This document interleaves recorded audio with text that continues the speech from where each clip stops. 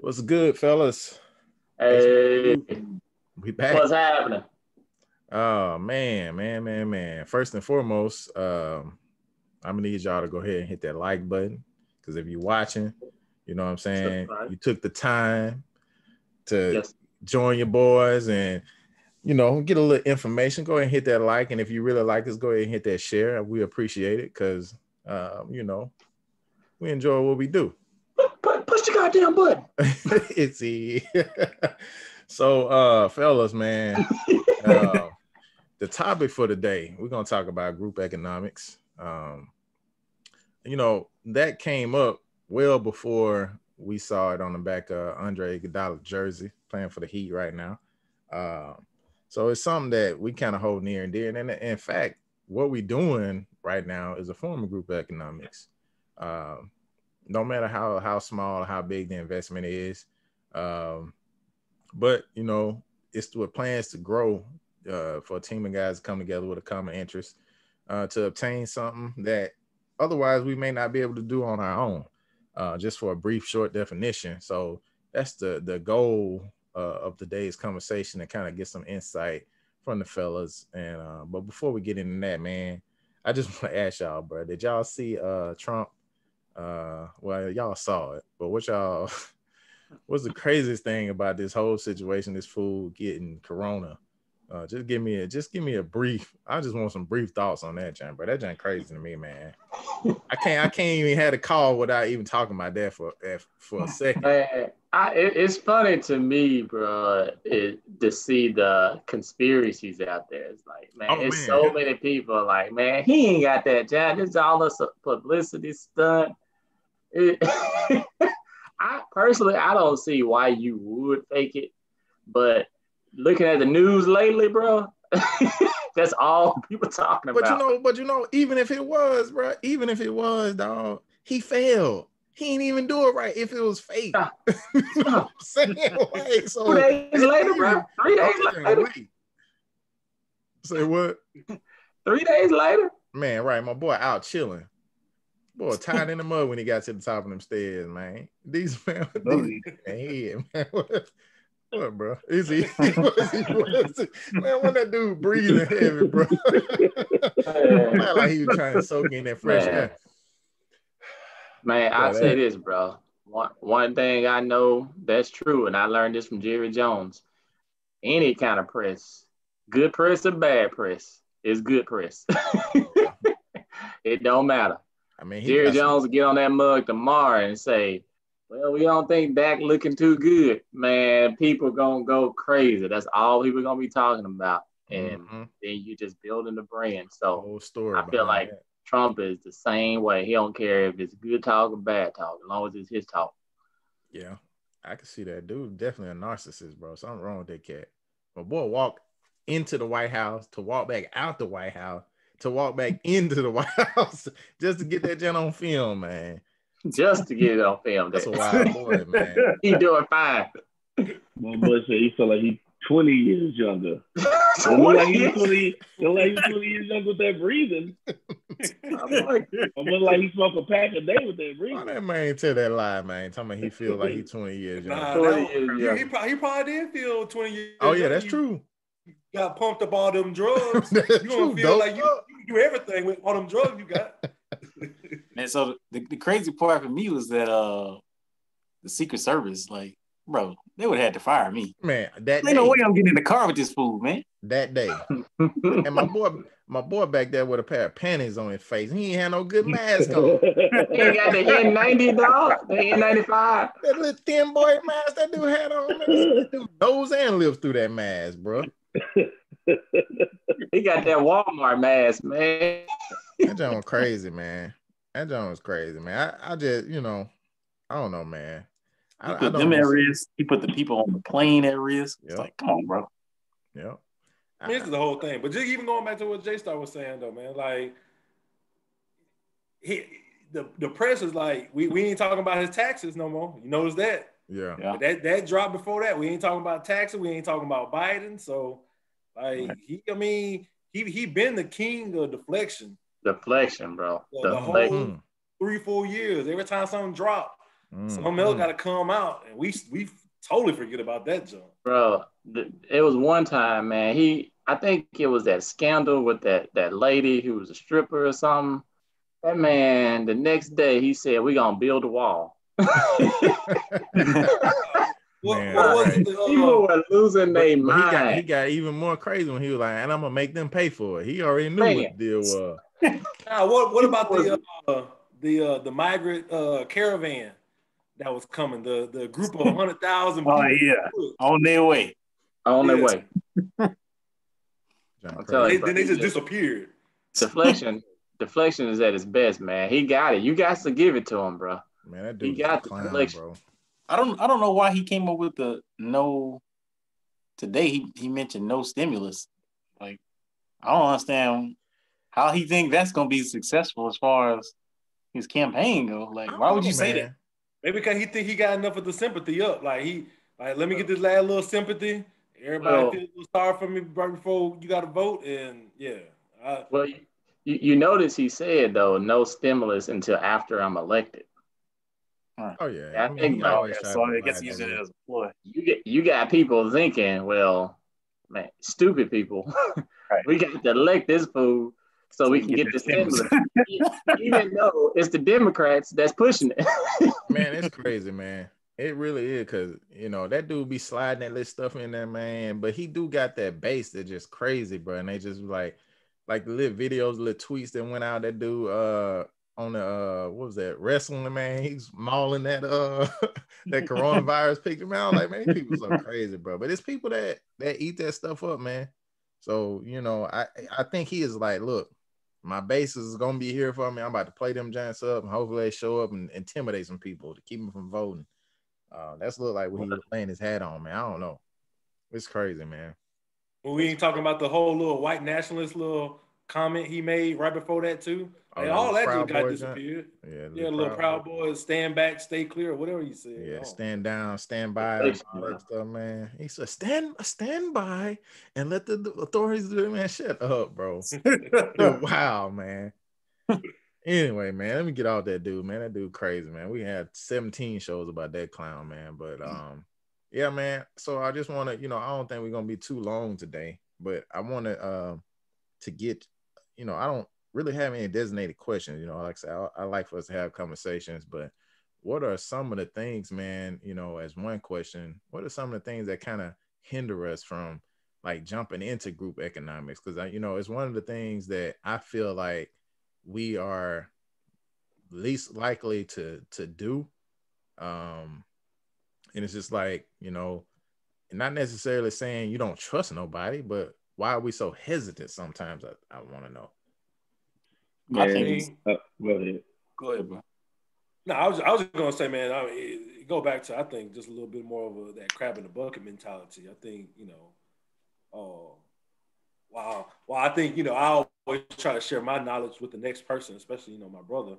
I think sometimes we get to the point where it's like, because we never had nothing, when we get it, we feel like that next man is going to either outshine us or he going to take what we know and run with it. And, you want to be the big man on the block. You don't want to share that shine. So I think that's a lot of times why you don't see a lot of group economics, especially when it comes to us Black folks. Because I see it all the time in the white communities. People pulling their money together, buying this, buying property, even if it's just a little share coming back because, it's 5 people in the pot.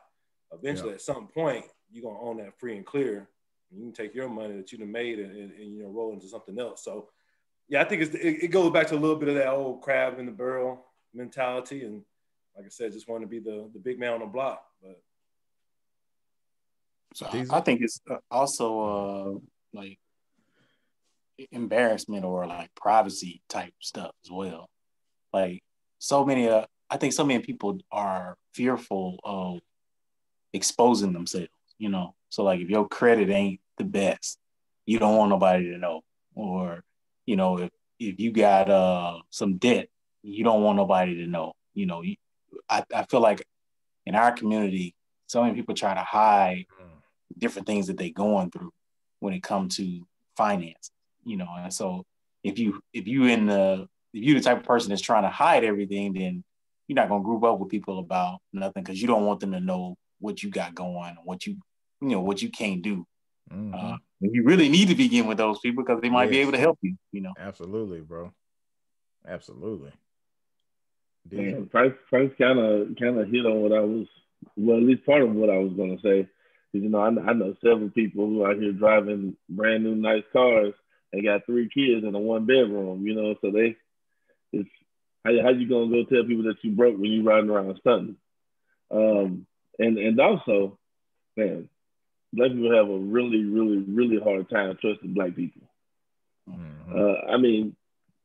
The whole purpose of most people even wanting to go to church and stuff is so they can outshine the person that they don't like.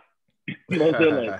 So how can you do group economics when there's no group? Yeah. I don't know if you heard or remember that Susu thing that came out. Man, when that junk came out, bro, it was like, man, don't be believing that shit, man. I can't trust such and such, bro. That trust thing was huge, and I ain't do it either. I didn't either. But bro, that man, you can't trust such and such with that money. He said that's a different story. That just was a Ponzi scheme. So right. That's different. Yeah, you did good. Look, that's the reason why we can't trust each other. Everybody got a Ponzi scheme. Exactly, though. That's the whole point. Try to settle this something spiritual, man. Nigga telling niggas about Jesus, they all in, man. But yeah, bro, that's all. That's facts, bro. I feel like one thing, like James, you kind of said something earlier, bro, about people going in together and owning something free and clear.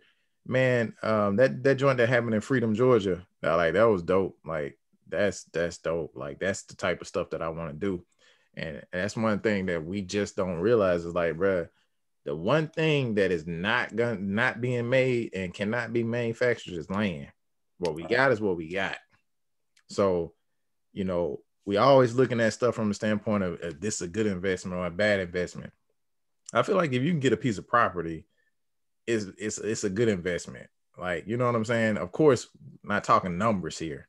I'm talking just generally speaking. If you can get a good price on some land, it's a good investment. When it's going to pay off, that remains to be seen. But the possibility and probability of it doing so is very high.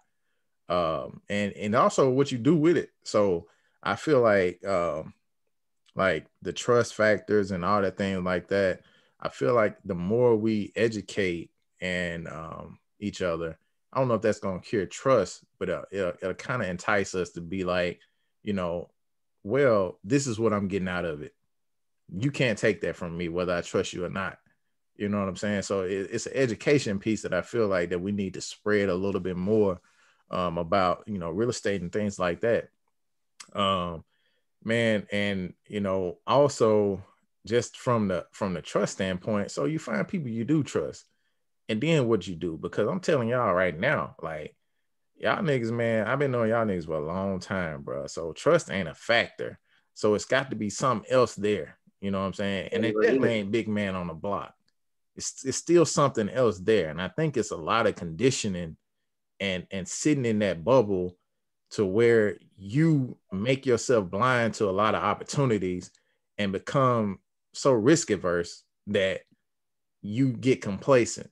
And complacency has nothing to do, I shouldn't say nothing to do, but in this case, it's not a trust issue. It's not I want to be the bigger guy, because man, I ain't never counted none of y'all money. You know what I'm saying? And it's just like, I want y'all to have the most money possible. You know what I'm saying? But it's just like, it's like, I think we have to get beyond that risk. And one of the things that I wanted to talk to y'all about is putting in the time to get beyond that risk, because we are so, educated to a point where we can find out any information that we need. You know what I'm saying? We are Google away from finding out anything that we need. And that time and that energy that we put into the jobs that we have, and, I want y'all to kind of kick in on that, because I tell people all the time, like, you go to a job, you know what I'm saying, whether it's 8-hour days, 10-hour days, no matter what it is, and you pour yourself into that job. When you got a project, you sit there and you do those spreadsheets and you come up with ways to make it better and more efficient. You know what I'm saying? At the end of the year, you might mess around and get a Christmas bonus for $500 or $1,000 if you're lucky. You know what I'm saying? But how many times can you say yourself that you've sat down, took that same time that you've taken on a job and applied it to your life consistently? Not just one time, not just 2 times, but consistently. Because sometimes I sit down and think about all the things and all the projects I've been on, and I just get like, bro, what if I would have took that time, that brain power, that energy, that care, like just like passing a test, not necessarily to impress somebody, but you want to impress yourself. You want to do a great job. How many times have I sat down and done that for myself? So, that's one of the challenges that I've faced, even realizing that. You know what I'm saying? So imagine if all of us pool our resources and our time and said, look, let's get together. Let's set a trip and let's sit around our own boardroom table. You know what I'm saying? That could be at Starbucks. It doesn't matter. We make it anywhere we want to make it and put together a project and do that, John. You know what I'm saying? So I got you. Man, you said a lot there. And I'll just unwrap it to the point of saying, like, the great thing about going in and doing group economics and entrepreneurial with others is that, like you said, you lower that risk, that risk of the time that you put in by yourself, the risk of your financial money that you put in. Now you lower that risk because you're able to spread that risk, around with other folks and everything. And I speak to also what you kind of said too, as far as, well, once you do get that group together, what is stalling you? And I think that goes back to just the mindset, your individual mindset of knowing that, again, that fear of failure. And it's like, I don't want to step out there, and then you can wrap it back into what Price is saying. I don't want to go back out there and put myself out there in front of this group and show all my failures or my possible failures. And I think that's also where you get a lot of the hesitation. So, I mean, you spoke to a lot of good stuff on that. I just wanted to kind of unwrap it for us, just put my little comments to it on the back end. But I think that's what you find a lot of times. Because like I said, I deal with a lot of folks here in Atlanta. Atlanta's always been one of the places that Black, entrepreneurs can kind of link up and get together, Black Mecca and everything like that. So I'm constantly having conversations with, peers and different things to that nature as far as entrepreneurial, opportunities and whatnot. But I think what I find and what I see a lot of times is that I think it's still getting beyond that conversation. Right. Yeah. You're taking an individual mindset and still bringing it to that group setting. I was just gonna say, you took most of my answer because I didn't hear anybody say fear at one point, and complacency is just to be a byproduct of fear. Like, you get to a point where you're so scared, you're like, well, man, I'm good. I'm just chilling where I'm at. You know what I mean? Mm-hmm. And even for me, like, bro, I've had a couple of hundred ideas. Easy. Never put it on paper, never put it in fruition. It's just, one of those things. It's like, man, I don't know about that. And I just kind of talk yourself out of it. But with a group thing, it's a little easier because, like you said, you're spreading the risk, and it's easier to encourage others. That's why people have, people with them that go to the gym or something. It's easy to encourage others to keep going and motivate each other. So, and I think one of the things that may hinder people is just not, like, I think back to when I was young. I can't really think of maybe one uncle that actually took some risk. You know what I'm saying? Like, some real risk. Yeah. So much of my family played it safe. It was just, you go to college or you finish high school, you go to the local factory, you work, you make a decent earning, and that's life. You you try to do better for your kids than you did for for yourself. Yeah. That's pretty much it. But, nowhere in that past was there you need to take some risk, or how can you take some risk to really get ahead? So I guess it's one of those things that we, the generation that can actually take that risk, But I would even go as far as to say, like, we almost have to take that risk because there is no more sitting down with a company for 30 plus years and retiring, get the nice little plaque on the wall and everything to that nature. I mean, we're going through a pandemic now, so I mean that's a little different. But I mean, we were all coming about getting jobs when the first recession, 08, and all that kind of stuff happened, and how that kind of decimated jobs and different things and stuff like that. So we don't have that luxury of, like you said, just sitting down, getting a little house, and paying that off in 30 years and sending our kids to college on one, income. We have to be entrepreneurs almost, or you're gonna get swallowed up. And look, bro, the one of the things you saying about that is the fact that we worry about taking risk, but me and Price talked about it the other night, man. That's a risk within itself. Because at any day, any point, things like this pandemic can change things, bro. You out of there. You know what I'm saying? Sales can change, bro. You out of there. So, at that point, you relying upon the experience that you got from your previous job to say that you're good enough for the next one. So it's all a risk.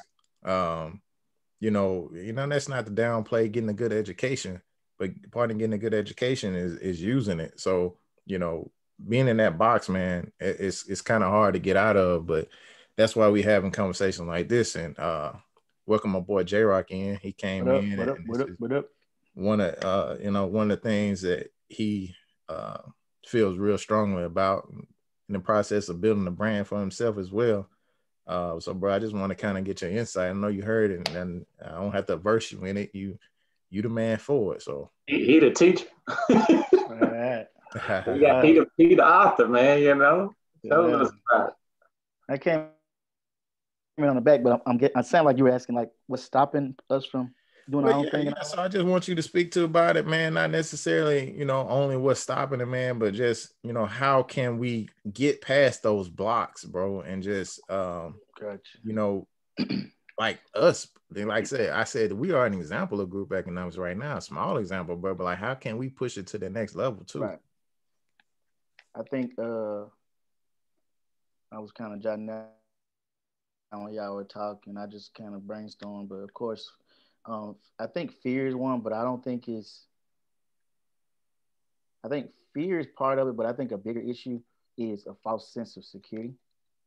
Meaning with these jobs, like you kind of said, you have a false sense of security because you're the number one thing, at least with me previously, like the number one thing that always talked me out of either not going through with an idea or just, start an idea and stopping is, well, if I go by myself or I work for myself, I'm not guaranteed the check, but at my job, I'm guaranteed a check in 2 weeks. When I think that's really sad, man, when you think about it, because you're like, because now my mindset has changed, and I wrote down why it's changed too. Now my mindset is switched for like, I got me, like I'm gonna eat. You know what I'm saying? If I gotta do my own business and go work at a factory for 5-6 hours, whatever, we gonna eat. We gonna be straight. So I think we discount the grind and hustle in ourselves. Our abilities, period. Our abilities. Right? So I said a lack of that was a false sense of security. I think this is important, meaning our circle, because I think because we guys, we know each other, we trust each other. Like even with the podcast, like I feel like we've even grown closer since we've done that. And I think where we mess up is when we get that idea, we too often seek approval from other people, and everybody not gonna see your vision. You know what I'm saying? Because you have to be careful like I can talk about my business and my goals with you. I can talk about it. I can easily call J Star and say that because he got a business and Vito, y'all doing y'all stuff on the side. But even if y'all, let's say y'all didn't have a business, y'all got the mindset of an entrepreneur. And I think it's dangerous when you go on and you talking to somebody who said, "Oh man, you're stupid. I wouldn't dare." But yeah, like it's like you asking for advice from somebody that's never done it. So instead of going there, that leads me to number 3 is we gotta get out of that gotta do it by myself attitude, and we gotta seek out mentorship or like unity. Like find somebody who's doing it already, or maybe they're even doing it in another industry or something like that. We spend too much time. It's almost like you going talking about your marriage to a single person. Like, yeah, what good is that? Like-minded people, right? Right. Or I'm going to my marital problem with this dude that's been divorced 5 times. Like, what can he tell me? Yeah. Like even like with Forex. Like I posted on my page and people I don't even know, man, you crazy. That's a scam. I'm like, well, have you ever sold it? No, but my partner was doing. Okay, cool. Ain't a man. You don't know. You don't know. Right. And then I'm like, okay, my partner did. Okay, your partner did it. Did he jump on trainings? Did he try to teach himself? Did he really dig in it, or did he join it, never touch it again, and now it's a scam? Because while you saying it's a scam, I know people personally in Memphis that I can come touch that's 24 and retired. Yeah. So who am I going to invest my energy in? I'm going to come over here, hang out with y'all, man. Y'all show me what y'all doing. That type of thing. So that's definitely key, bro. Like, man, it's funny you mentioned that, bro. I get people like telling me like ideas of what to do, and sometimes I internalize those things. But I be like, man, how you gonna tell me what to do and you ain't? Sure, you got to be smart about that for sure, bro. But like I said, that goes to controlling your space though, because like you think that's not affecting you. Like if you hear that all the time subconsciously, bro, that junk starts to settle in. It'll get you, bro. It'll get you. So, and then what it did for me, I mean, you gotta think about it, bro. Like you said, bro, you talking to somebody. Let's just say, it's simple as kicking the can down the road, bro. If you kicking the can down the road and then this cat stop you every day and be like, man, what you kicking that can for? You wasting time. You ain't kicking that mug no more, right? Nope. It's simple as that. You're not on the objective. You talking to this nigga asking you why you doing that, Jan. So in turn, you losing ground. Period. Right. So like I said, it just goes back. It goes back to what we saying, man. And then another thing with that is like where it affected me personally was like, I'm like, man, whatever, dude don't know. But I started, but then the first, I guess, setback or problem, you start to disqualify yourself. Man, they said that jump wasn't gonna work, whatever, versus where you need to be putting that energy into, okay, boom, how can I overcome it? What can I do differently? So I think that goes back to surrounding yourself with people that's doing it or got the same mindset, or right back to Vito's point. Like even with my t-shirts now, I used to press it. I used to do the vinyl. I used to pick it. I used to cut it. I used to get can I do it? Yeah, I can press 100 shirts with vinyl and have it by Saturday, but I'm probably gonna sleep an hour and a half when I can go online, outsource the printing of it, and instead of me make $10 a shirt, I make $8 a shirt, but I just gain 20 hours. You know what I'm saying? Yeah. So we gotta and mostly Black people, we gotta get out of that. I gotta do it myself, and I don't have to be an expert at. There's no reason for me to have a business and spend hours and money trying to figure out how to work on computers when I got J-Star, Vito, phone numbers. Like, why would I waste my energy, time, and money trying to learn that? You know what I'm saying? That makes no sense. My thing, I'm a marketing, I'm a sales. That's my thing. So, like you said, man, group economics, coming together and putting everybody's skills into one, because you're not gonna be able to do it by yourself. Deezy, give me what you got, bro. Man, I was riding that train. I was listening. I lost all thought in my boy preaching right there. That was man. Find that, brother. Find that jam, man. My bad. No, I was in it. I was with you. I'm feeling all of it. I mean, I agree. Yeah, I'm about to say, what you think though? Like, man, what do you feel like? You know what I'm saying? Like, just think about HBCU right now, bro. Like, besides the pandemic, what can we do, and what are some of the first steps to overcome that fear of an initial investment and taking that risk? You know what I'm saying? I mean, I think my personal opinion is that as a people, we have a really hard issue with not looking at the big picture. If you worried about McDonald's tomorrow, but you still hungry today, you know what I mean? That's the way we look at things. We always think like, well, what am I going to do tomorrow?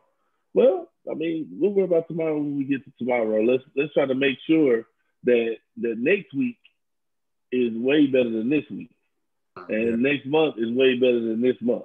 But you can't do that without doing today, right? Exactly. But you can, I don't know, like, saving money is something that like we weren't really taught well. So having some makes us want to hold on to it, and we got to get out of that. We got to get out of thinking like that. If I don't have this much money in my bank account today, then I'm broke. Right. That's true. No, because there's lots of ways to have money. Because if you have things, you have money. Billionaires don't have billions of dollars in the bank necessarily. No, sir. Right. So and we don't look. I don't think we see it like that. We look at like actual dollars as the only way to have things. See, and Nick, that's why I wanted you to talk, Nick. That's why I wanted you to talk. To that point, DZ. Yeah, he make a good point, because to that point, we've been taught backwards. We were taught you work hard and you save your money. That's really backwards. Can you do that and just make a good living? Yeah, but you really need the mindset to save your money to buy assets to make you more money. Yeah, because I can save my money and have $200,000 in the bank, but first off, they don't make no sense because I'm only getting 0.01% on it. So I got $200,000 over here in a year on it.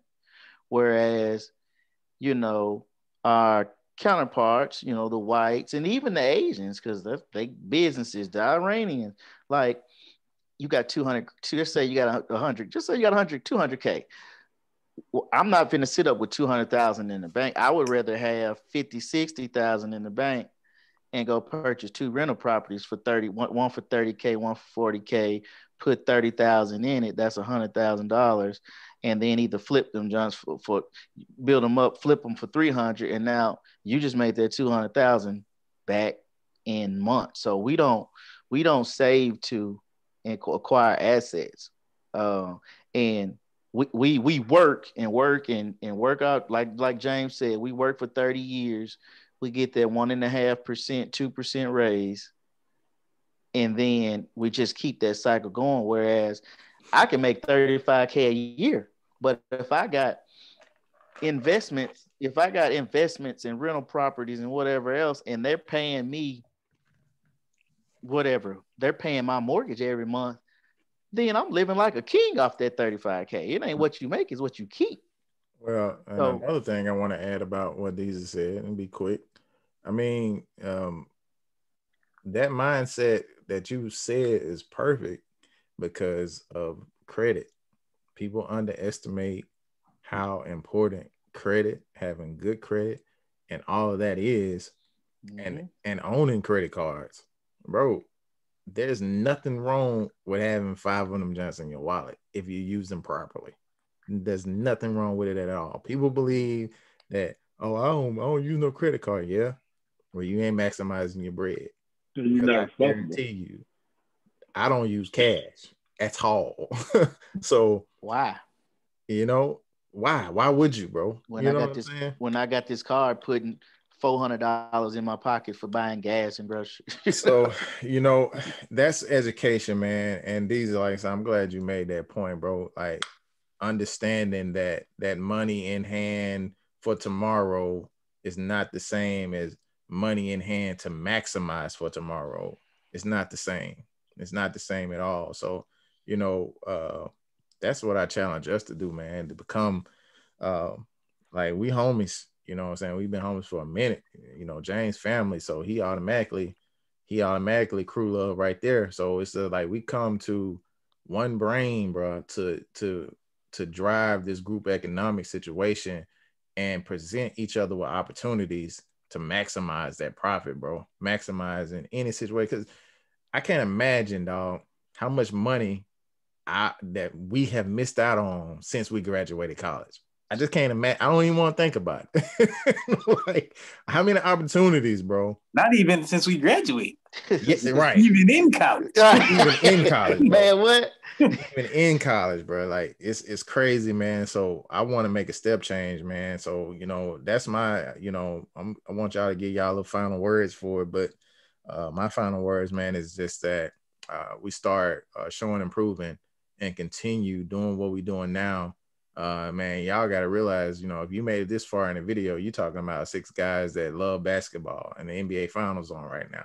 We taking the time to talk to y'all about this to make that change, to come together, to understand group economics even more than before, whether it be real estate, you know, retail ventures, whatever it might be. We're gonna find it, you know what I'm saying, to better our people, to better our communities, and so forth. So that's my final piece, guys. I just want y'all to kind of throw in some 2 cents before we get out of here. Man, for me, I would say to the people that's listening to the call, and as well as everybody in here, man, just self-motivate. You know, don't allow somebody to put a price on your hour. Mm-hmm. Your hour in the day is your hour in the day. Don't let nobody put a price on that. And then lastly, I always used to tell J-Star, we lived at this apartment complex a few years back. I always used to tell him, man, I want to be one of them dudes waking up at 8 o'clock in the morning and go play golf. Like, yes. I don't know. Yes, I don't know what sir. it is today doing, but that's what I'm trying to be. That's what I'm trying to do. and then they having money conversations while playing golf. While playing that jam. Money my red boxes on such and such avenue made such and such dollars. I never thought that location was hitting that good. Right. Then you can write that off then at that point. Yeah, that's a business. Right. That's a business expense then. See that? Straight up. How is a circle? Yes. I've been saying a lot of motivating things, but ain't nothing more motivating than seeing people out there on the golf course. Why you driving to work? I'm driving to work. Looking up, bro. But yeah, man, it's for me, bro. Get over that initial fear, man, and just do it. That's what I tell people, man. I told my little cousin, like, bro, you've been wanting to do it, just do it. Like, what we do every day is we go out and we live somebody else's dream. And the thing about it, and what I tell people, there's always somebody that's wanting just to get by. They don't want to work hard, So you're gonna always find them people that just want to get by. So if you the person with the idea and with the mindset, you can hire somebody that just want to get by. Yes. Don't be the person just trying to get by. While I golf. You know what I'm saying? Exactly. Because you're going to be working for me while I'm on the golf course. So that's it, man. I guess my parting words would be acronym. I forgot who told me. But acronym for fear is false evidence appearing real. Man, go for it. Like, I think it starts with the mind. You gotta change your mind, which again, to me, that goes back to you've got to see the representation of what you're wanting to be. And I think what we have to do, especially as a race, we have to, the information that's gonna set you up where your kids are going to be fine, it's not going to come to you. It's not going to come fall on your porch. You've got to go seek that information. So you've got to be able to change your circumstance and go seek what you want. Y'all talked about risk. To get that level, to get that financial freedom, you have to take educated risk. By educated risk, don't just open the business just out the blue. No, research it, look at the costs and things like that, and then go for it. That's an educated risk. An educated risk I can come back to the table and say, okay, well, I kind of that worked, that didn't work, and you can retool it. So, man, eliminate that fear, man. Everybody got a skill that somebody will pay for. Like every job you got, I'm a banker. I know Price has been in banking and mortgage servicing and all that, V and IT and all that. You can leave your job right now, do that same thing, and call yourself a consultant and charge per hour what I'm making in 2 or 3 hours. So that's my spill on it, man. Just go for it. All right. So I'll put in this, this call was about economics, group economics.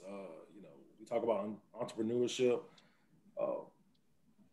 I would tell you is like, everybody not necessarily cut out to be an entrepreneur, or you hear that a lot of times. But it's not that you're not cut out to be an entrepreneur. I think a lot of times is you just following the wave of what you think is supposed to be, or what you think is going to make money. And I just kind of like what you said earlier, was just, find your niche, find your thing and run with that, because then that's how you really going to be able to necessarily, make a mark or make some money. And then at the same time, be humble. And it goes back to even the conversation, group economics.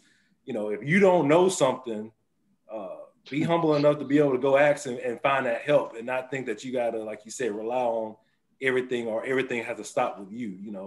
The best companies and the best technology that has came out, those people didn't start them. Your boy that started Microsoft, he wasn't the smartest computer programmer. He just knew how to sell it. So, that's what I would kind of take away from entrepreneurship is, just because it's on Instagram don't mean you got to be, the next eyelash tech. Figure out something else that you actually are good at, you have a passion about. And like you said, eliminate the fear, because if it's something that you're good at, then there shouldn't be too much of fear because you have your confidence there. So those are my 2 little cents for it. Well, man, stop just letting things go by without looking into them at least a little bit. If you got something that you think you might want to do, if you see something that you like, write it down. Speak your life into existence. You know what I mean? Whatever you want, you got to talk about it. You don't even got to talk about it with anybody that you know. You can talk about it to yourself. You can go online. There's all kinds of forums so people talk about it. You can do anything and see anything. Me personally, man, I'm trying to perpetuate my laziness. I don't want to do nothing at the end of it. You know what I'm saying? Like I'm trying to get to the point. Work hard where, for that. Exactly. I mean, if I got, if you say, you can put hard work in for this amount of time to get this amount of time, it's always going to work. If you give it all you got for 2 years, I promise you, it'll work out. If you just focus day and night, and that's what you do, you can do anything you want. Word. Stuff, bro. I appreciate it, guys, man. Like I say, entrepreneurial spirit, it don't necessarily mean you had to own and do everything. I don't want to discourage people or encourage people to feel like being an entrepreneur and working with people is the only way to go. If you want to make extra $200 a month, or you're happy doing what you're doing, just make sure you're happy doing what you're doing. But we trying to do some group economics here to further our communities and our people, because we are behind. But with that said, guys, I appreciate everything. And what you got, J-Star? Go for it. Yeah, one more thing to throw in there, beyond. Yes, sir. I was telling one of my good friends, man. I told him, there are a lot of people in this world who are dealt a hand, whether they're like a caretaker or whether like both parents passed or whatever got, or whatever was dealt to them, they have that situation that they can't do what you're potentially able to do. You have both your living parents. You're not a caretaker. you have all your limbs and all this stuff, and whether it's doing something entrepreneurial, like you're saying, doing something that just you love, being a teacher or whatever, is nothing stopping you from actually going out there and doing it, unlike other people in their circumstances. So I think when you take away that, you think about what you're potentially able to gifted with, we are all blessed in our own special way. And, it's enough to run with it and be like, you know what? I got a pretty good life. I have no complaints, so why not? Count your blessings. It's always something worse. Definitely. All the even if you do have certain circumstances, though, you still got passion. You still have passion. Well, and if you love teaching, go out there, especially in times like right now. Shoot, there's plenty of people looking for somebody to teach their kid without having to send their kid to school. Yeah. But to bring that full circle, when you talk about circumstances and things like that is the purpose of this call. Group economics is to eliminate some of those circumstances or make alleviate or make them easier. So that brings it back full circle. So if you have circumstances, you talk to people that are like-minded. Some of the things we stated before.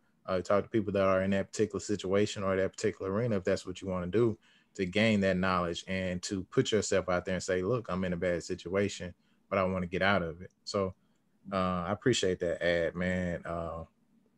But, till next time, guys, we out of here. HBCU. Peace. Peace.